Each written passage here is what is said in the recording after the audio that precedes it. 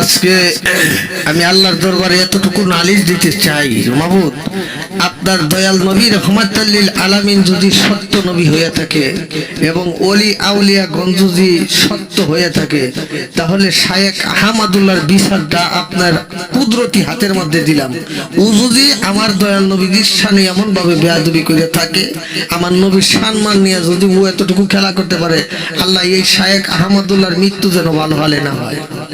আল্লাহ আমার নবী যদি সত্য হয়ে থাকে, তাহলে শায়েখ আহমদুল্লাহর মৃত্যু এবং শায়েখ আহমদুল্লাহর পতনটা তুমি এই মাসের ভিত্তে 1-2 মাসের ভিত্তে তুমি গড়াই দিও মাবুদ। আল্লাহ এর যে মৃত্যু হয় এমন ভাবে এর যে মুহের কোনো আল না থাকে, আল্লাহ এর মুহের উপরে যেন টায়ের 5 চাক্কা যায়, আল্লাহ এর উপরে যেন গজব পড়ে, এর বংশের উপরে যেন আল্লাহর গজব, আল্লাহর নালত যেন নাজিল হয়। কারণই হচ্ছে ঠান্ডা মাথা ইমান সুর, হাজার হাজার মানুষের ইমান নষ্ট বানাই ফেলাইছে আরামজাদা মিষ্টি মিষ্টি কথা কইয়া।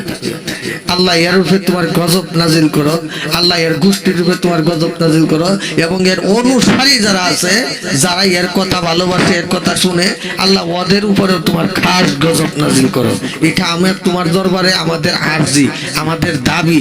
আল্লাহ তোমার হাবিব, তোমার নবী যদি সত্য হয়ে থাকে, তোমার রাসূলকে যদি তুমি ভালোবাসে থাকো, তাইলে আল্লাহ তুমি এতটুকু আশেকের রাসূলের মহাব্বতে, দয়াল নবীর মহাব্বতে আল্লাহ তুমি এতটুকু গজব নাজিল করে দেখাও যে দেখ নবীর বিরোধিতা করলে কি হয়। আল্লাহ এর উপরে যে গজব পড়ে, এর যে অ্যাক্সিডেন্ট যারা মতো না, আল্লাহ এর লাশের যেন জানাজার না হয়, এর লাশের যেন দাফন কাফন না হয়। আল্লাহ তুমি ওই হালে এর মৃত্যু দিও। তোমার দরবারে এটা আমাদের পরিয়ত।